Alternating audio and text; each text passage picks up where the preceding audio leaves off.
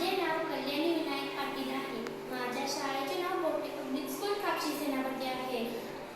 माझ्या ग्रुपचे नाव डॉक्टर होमी बाबा आहे. माझ्या ग्रुपमधील सदस्यांची नावे शुभ्रा कामते, युगपती, सोहम शिंदे, साईराज यादव. भारत विकसित अंतर्गत आम्ही स्वदेशी या विषयाची निवड केली आहे. यात आम्ही पळसाच्या झाडाची पानापासून आम्ही पत्रावळी उद्भवण्याची निर्मिती केली आहे. स्वदेशी म्हणजे काय तुम्हाला माहित आहे? स्वदेशी म्हणजे आपल्या भारत देशामध्ये तयार केल्या जाणाऱ्या वस्तू वापरात आणून त्यांना आंतरराष्ट्रीय दर्जा प्राप्त करून देण्याचा प्रयत्न करणे. हा दर्जा आपल्याला जेव्हा मिळेल तेव्हा आपण आपल्या वस्तू देशातली वापरास घेऊ आणि त्या खरेदी करू व आर्थिक विकासाला हातभार लावू. स्वदेशी ही केवळ आर्थिक चळवळ नाही तर राष्ट्रीय अभियान, आत्मनिर्भरता आणि देशभक्ती यांचे प्रतीक आहे. स्वदेशीचा मुख्य उद्देश म्हणजे आपल्या देशातील उद्योग, शेतकरी,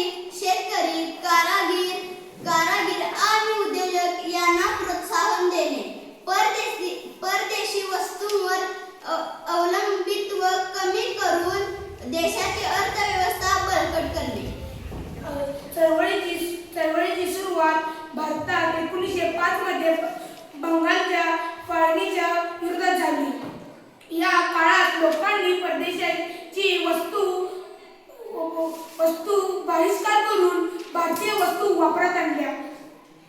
महात्मा गांधी नंतर या चळवळीला खादी आणि ग्रामोद्योग यांच्या माध्यमातून नवीन दिशा मिळाली. स्वदेशी वस्तूंची काही उदाहरणे मी तुम्हाला सांगणार आहे.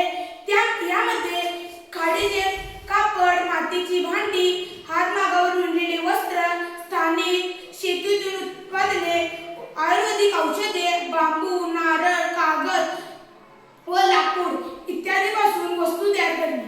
स्वदेशीचे फायदे म्हणजे देशी उद्योगांना प्रोत्साहन देणे, बेरोजगार कमी होते, देशातील पैशांचा अपव्यय होत नाही, आर्थिक स्वावलंब वाढते, पर्यावरणपूरक उत्पादने वापरली जातात.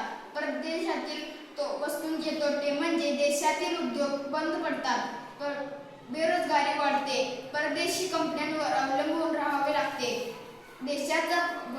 देशाचा पैसा बाहेर जातो. आजच्या काळात स्वदेशीचा अर्थ